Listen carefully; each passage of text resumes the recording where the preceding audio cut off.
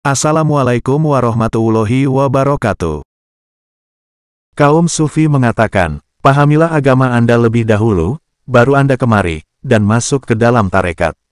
Ini dengan harapan, agar Anda tidak lagi banyak memperhatikan kepada selain tarekat.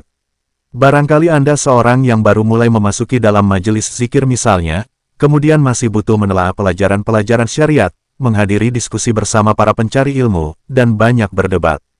Ini justru akan menjauhkan Anda dari makna yang dimaksud dalam tarekat, yaitu untuk selalu muraqabah kepada Allah Subhanahu wa Ta'ala. Di mana sebagian besar ilmu-ilmu yang rumit dan pelik akan ikut mempengaruhi bagian nafsu, sementara seluruh landasan tarekat itu dibangun atas dasar melawan dan tidak menuruti kesenangan nafsu.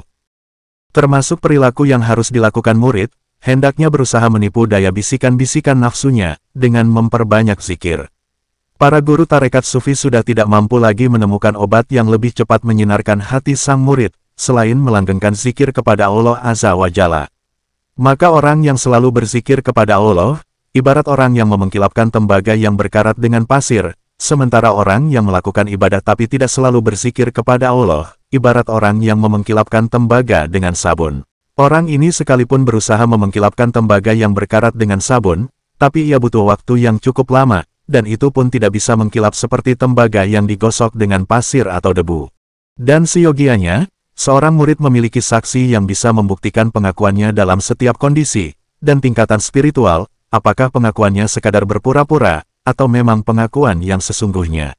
Bila ia mengaku cinta kepada Allah Subhanahu wa Ta'ala, maka warna temperamennya akan lebih cenderung pucat. Bila ia mengaku zuhud dalam masalah dunia, maka ia akan menjauhi orang-orang yang jahat. Dan apabila ia mengaku dalam kondisi kelaparan, maka tubuhnya kelihatan kurus.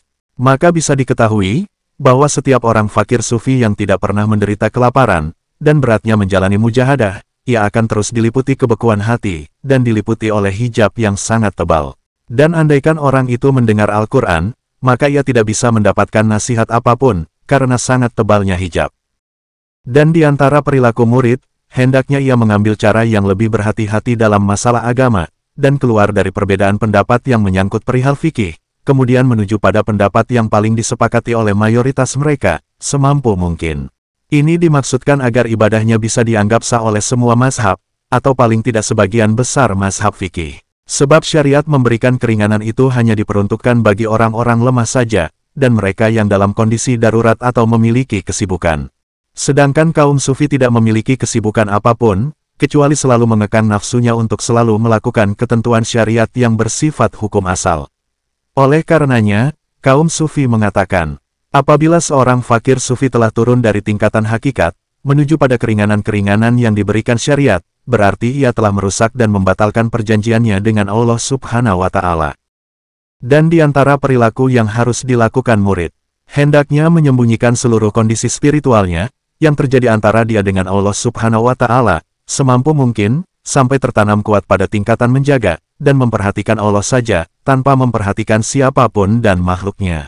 Para ahli tarekat telah sepakat, bahwa setiap murid yang suka pamer, agar semua orang bisa melihat kesempurnaannya maka ia telah terputus. Apalagi kalau semua orang datang dan ingin mencari berkah darinya, maka habislah sudah secara keseluruhan jalan tarekatnya.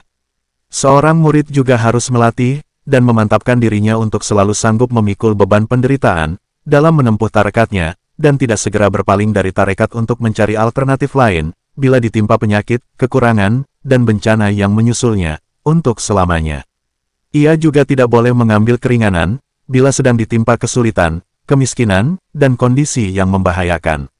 Karena seringkali terjadi pada murid-murid tarekat, mereka akan dijauhi oleh semua orang, bila ia sudah masuk ke dalam dunia tarekat kaum sufi. Orang-orang akan merendahkan harga dirinya dengan mencemooh, dan meremehkannya.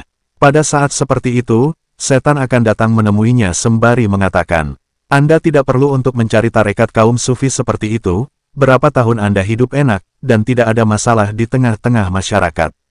Semua orang mengatakan Anda baik, dan tidak pernah mengumpat karena kesalahan Anda. Akhirnya kalau menuruti omongan setan, si murid akan segera membatalkan perjanjiannya dengan guru tarekat, dan mengundurkan diri dari dunia tarekat.